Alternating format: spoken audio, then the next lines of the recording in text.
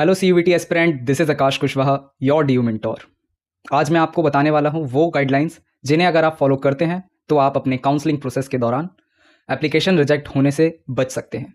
आप अपनी admission process को और ज़्यादा स्मूथ बना सकते हैं और अपनी काउंसलिंग प्रोसेस में आने वाली प्रॉब्लम से बच सकते हैं। तो वो क्या गाइडलाइंस हैं जिन्हें आपको फॉलो करना है, आइए शुरू करते हैं। सबसे पहली और सबसे बड़ी प्रॉब्लम है सब्जेक्ट मैपिंग की। आप अपने सीवीटी डोमेन्स में वो ही सब्जेक्ट लें जो आप अपने पिछले क्लास 12th में पढ़ करके आए हैं।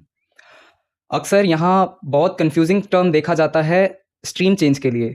साइंस के वो स्टूडेंट जो अपना बैकग्राउंड चेंज करके ह्यूमैनिटीज़ या बीकॉम के कोर्सेज़ को अंडर ग्रेजुएट कोर्सेज़ बनाना चाहते हैं, वे अक्सर सीयूईटी डोमेन्स में बीए या बीकॉम के कोर्सेज़ चूज़ कर लेते हैं।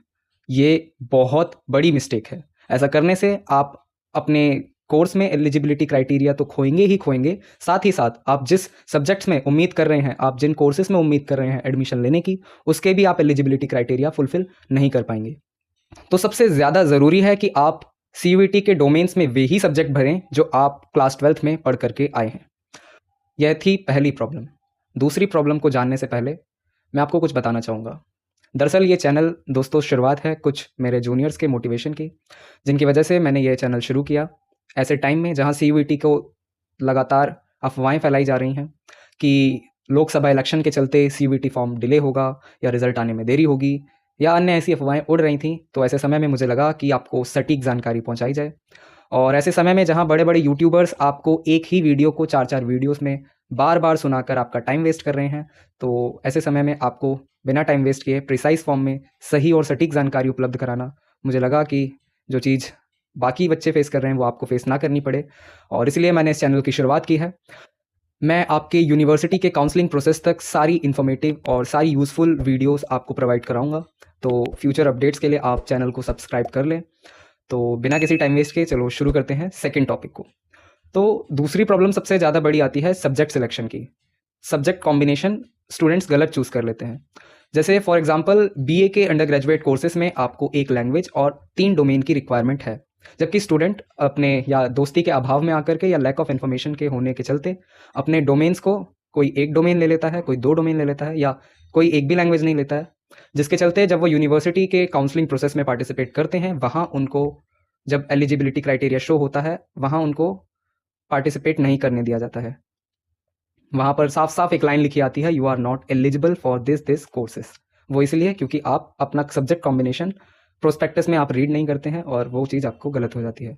इस चीज़ के ऊपर भी मैं एक सेपरेट वीडियो बना दूँगा, कौन-कौन से सब्जेक्ट कॉम्बिनेशन किस-किस यूनिवर्सिटी में रिक्वायरमेंट हैं। अभी के लिए सिर्फ हम ये डिस्कस करते हैं कि आपको फॉर्म रिजेक्शन से किस तरह से बचना है। ये थी दूसरी प्रॉब्लम। तीसरी सबसे बड़ी प्रॉब्लम है रॉन्ग कास्ट सर्टिफिकेट।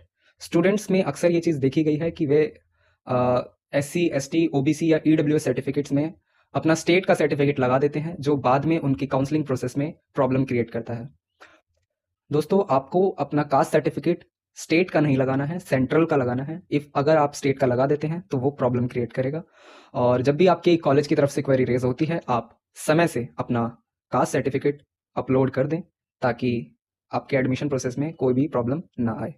चौथी सबसे बड़ी प्रॉब्लम है डिस्क्रिपेंसी इन डॉक्यूमेंट। ये प्रॉब्लम मैंने अपने फ्रेंड्स में भी देखी है। लास्ट ईयर जब काउंसलिंग प्रोसेस ऑन हुआ, तो जिनके नाम में या जिनके सरनेम्स में या जिनके मदर फादर या डीओबी में कुछ ना कुछ कमी होती है, कहीं ना कहीं ओवरलैपिंग हो रखी होती है, कहीं डॉक्यूमेंट में सरनेम है, किसी डॉक्यूमेंट्स में सरनेम नहीं है, वहाँ आपके जब फिजिकल वेरिफिकेशन होता है, आपकी यूनिवर्सिटीज़ का फिजिकल वेरिफिकेशन होता है, वहाँ वो चीज़ प्रॉब्लम क्रिएट कर देती है।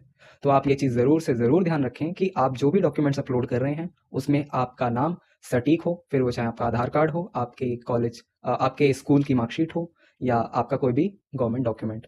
वैसे जब भी इस तरीके की प्रॉब्लम आती है आपके यूनिवर्सिटी के एडमिशन प्रोसेस में, वो आपको एक मौका देती हैं कि इस डेडलाइन तक आप अपने सही ओरिजिनल डॉक्यूमेंट सबमिट कर दें। लेकिन वो बहुत हेक्टिक सिचुएशन होती है, तो उस तक का आप वेट ना करें, उस सिचुएशन तक का आप वेट ना करें। अभी से आप सही डॉक्यूमेंट्स अपलोड करके चलें ताकि लास्ट में आपको कोई भी प्रॉब्लम का सामना ना करना पड़े। पांचवी प्रॉब्लम है फेक डॉक्यूमेंट की। खैर, ये प्रॉब्लम आज की नहीं है, ये बहुत पुरानी प्रॉब्लम है। अक्सर स्टूडेंट्स सुप्रा न्यूमरिक कोटास का फ़ायदा उठाने के लिए नकली ओबीसी या fake SC ST caste certificates बनवा लेते हैं, और उसके चलते आप सीवीटी में तो बैठ सकते हैं, लेकिन जब आप यूनिवर्सिटीज़ के एडमिशन प्रोसेस में पार्टिसिपेट करेंगे वहाँ आपको प्रॉब्लम हो सकती है। और क्योंकि ये इलीगल ऑफेंस है, इसके लिए आपके ऊपर कार्यवाही भी हो सकती है। तो आप ऐसा बिल्कुल ना करें, आप अपने ओरिजिनल डॉक्यूमेंट्स ही लगाएं। छठी सबसे बड़ी प्रॉब्लम है नॉट सिलेक्टिंग यूनिवर्सिटीज़। आप अपने CUET फॉर्म में वो यूनिवर्सिटी ज़रूर से ज़रूर सिलेक्ट करें जिनके एडमिशन प्रोसेस में आपको आगे पार्टिसिपेट करना है। खैर, इस प्रॉब्लम के चलते आपका एप्लीकेशन फॉर्म तो रिजेक्ट नहीं होगा, लेकिन लास्ट ईयर का डेटा अगर देखें तो दो सबसे बड़ी यूनिवर्सिटीज़ बनारस हिंदू यूनिवर्सिटी और इलाहाबाद यूनिवर्सिटी, वो ऐसी यूनिवर्सिटीज़ हैं जिन्होंने स्टूडेंट्स को केवल इस चीज़ के लिए पार्टिसिपेट नहीं करने दिया एडमिशन प्रोसेस में, क्योंकि उन्होंने अपने CUET फॉर्म के अंदर वो यूनिवर्सिटीज़ फिल नहीं की थी। तो आप 1% भी रिस्क ना लें, अपनी उन यूनिवर्सिटीज़ को ज़रूर से ज़रूर फिल करें अपने CUET फॉर्म में जिनमें आपको आगे एडमिशन प्रोसेस में पार्टिसिपेट करना है।